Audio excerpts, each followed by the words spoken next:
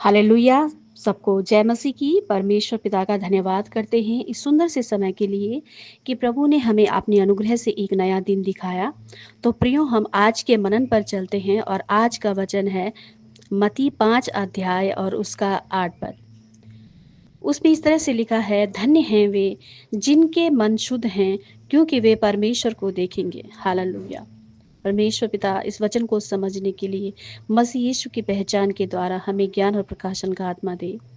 तो प्रियो, परमेश्वर की दृष्टि में हमारा हृदय सबसे महत्वपूर्ण है, क्योंकि परमेश्वर जो है मन और मर्म का ज्ञाता है, बाइबिल कहती है।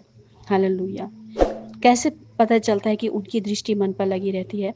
बाइबिल में जब परमेश्वर ने दाऊद का राज्य अभिषेक करने के लिए शमूएल नबी को भेजा था, तो शमूएल नबी कन्फ्यूज़ में था। वो उसके बड़े-बड़े भाइयों को देख रहा था जो डिलडौल में थे, पढ़े लिखे थे। लेकिन परमेश्वर शमूएल से इस तरह से कहता है, पहला शमूएल 16 अध्याय और उसके 7 पद में इस तरह से लिखा है कि मैं मनुष्य तो बाहर का रूप देखता है, परंतु यहोवा की दृष्टि मन पर रहती है। हालेलुया। परमेश्वर की दृष्टि दाऊद पर थी, क्योंकि दाऊद मन की खराई से परमेश्वर से प्रेम करता था। हालेलुया। वो देखता है कि हमारा हृदय शुद्ध है या नहीं है। मन में शुद्ध होने का कई प्रकार के मतलब हम समझ सकते हैं कि मन शुद्ध कैसा होना चाहिए। एक मन वो भी होता है जो स्थिर नहीं होता, यानी स्थिर का मन का होना भी बहुत ज़रूरी है। हमको दो चिता मन नहीं रखना है। जब हम परमेश्वर के पास आते हैं, भजन संहिता 86:11 में इस तरह से लिखा है कि हे यहोवा, अपने मार्ग मुझे दिखा, तब मैं तेरे सत्य मार्ग पर चलूँगा। मुझको एक चित कर, मैं तेरे नाम का भय मानूँ। आमीन। मतलब एक चित कर, डगमगाने वाला मन परमेश्वर को नहीं भाता।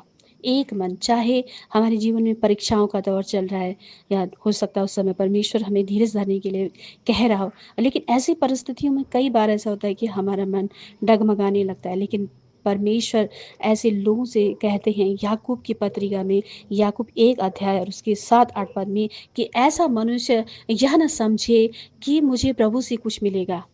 वह व्यक्ति तो दुचिता है और अपनी सारी बातों में चंचल है। हालेलुया।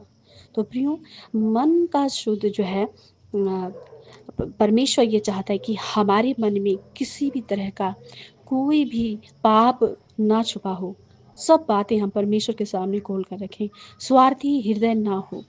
एक शुद्ध हृदय का जो व्यक्ति होता है, वो सारे हृदय से, सारे मन प्राण आत्मा से, शुद्ध हृदय से, पूरी सामर्थ के साथ परमेश्वर से प्रेम करता है। हालेलुया। और यही तो सबसे बड़ी आज्ञा है, जो परमेश्वर के लिए बहुत सी बातों में अपने जीवन को आगे बढ़ाता है, जो हल्की फाल पर हाथ रखकर पीछे मुड़कर नहीं देखता, वो ही परमेश्वर के सच में के पीछे शुद्ध हृदय से चलता है। यीशु ने कहा कि उन फरीसी शास्त्री लोगों को देखकर यीशु मसीह ने इस तरह से कहा कि तुम होठों से तो मेरा आदर करते हो, परंतु तुम्हारा मन तो मुझसे दूर है। उनका मन, वो परमेश्वर की बात करते थे और वह व्यवस्था सिखाते थे, याजक की सेवा करते थे, पर फिर भी उनका मन परमेश्वर से दूर था, क्योंकि परमेश्वर ने कहा कि याजकों ने भी मुझे ढूंढा, नहीं कि यहोवा कहाँ है। तो बहुत से लोग जो है आज प्रियो, मन का शुद्ध ये भी है कि लोग प्रभु में हैं, परमेश्वर को मानते हैं, उनके जीवन में मसीह की छाप लगी हुई है कि हाँ, हम मसीह हैं। परंतु आज भी अगर उनके आत्मिक जीवन को देखेंगे तो उनके कई सारे रिश्ते नाते जो है सब टूटे हुए हैं, नफरत में जी रहे हैं, कड़वाहट में जी रहे हैं।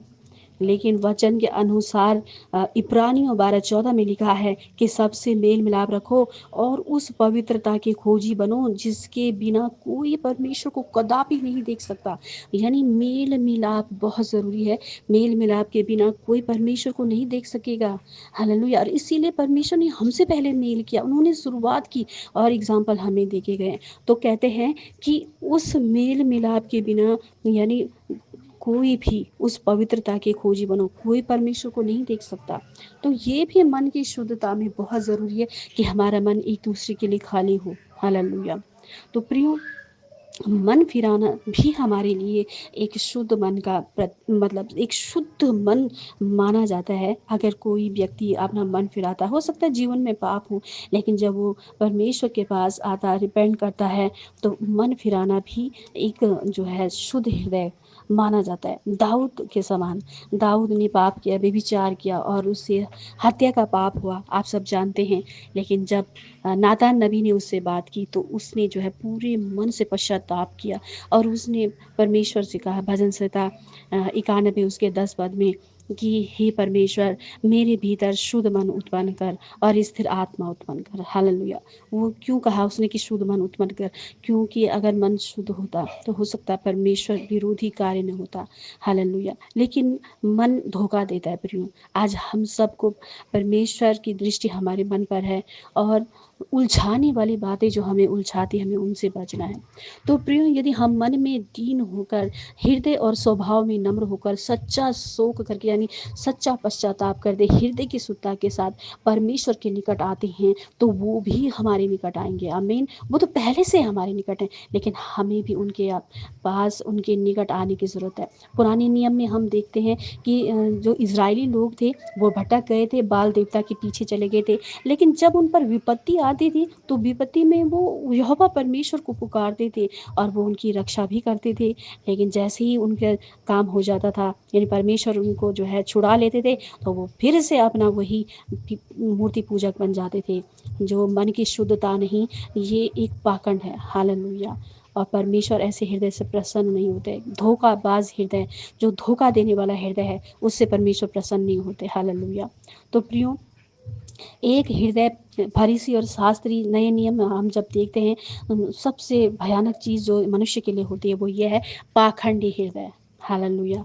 परमेश्वर प्रभु यीशु मसीह ने नए नियम में बहुत बार फरीसी शास्त्रियों से कहा है, हे कपटियों, हे कपटियों, हे कपटियों, यानी कपटी हृदय। क्योंकि वो ऐसे होते थे, बाहर से तो कुछ दिखाई कुछ और देते थे, लेकिन वो अंदर से कुछ और होते थे। अब प्रभु यीशु मसीह ने उन्हें कहा कि तुम चूना पोती हुई फिरी दीवार की तरह हो, उन कब्रों की तरह हो। बाहर से तो तुम बहुत सजावट करते हो, लेकिन अंदर, जो अंदर है ना, बहुत सड़ाहट से भरा हुआ है। तो कई जो लोग होते हैं वो कपटी होते हैं और उनका जीवन अंदर से, आत्मा अंदर से, बुद्धि अंदर से सड़ाहट से भरी होती है, और लेकिन बाहर से दिखते हैं, बहुत अच्छे दिखते हैं, जय मसीह की, जय मसीह की करके सबके साथ ऐसे रहते हैं। लेकिन परमेश्वर पाखंडी हृदय को भी पसंद नहीं करते हैं। तो प्रियो, आइए हम मन की खराई और सच्चाई से उसके सामने आए, अपना स्वार्थ, पाखंड, छल कपट को दूर करके मेल मिलाप करते हुए मन की शुद्धता के साथ परमेश्वर के समीप आएँ, ताकि हम उसके आने वाले समय में उसके दर्शन कर सकें, उसके मुख को देख सकें। आमीन। तो परमेश्वर आपको इस वचन के लिए ढेरों आशीष दे। God bless you. सबको जय मसीह की।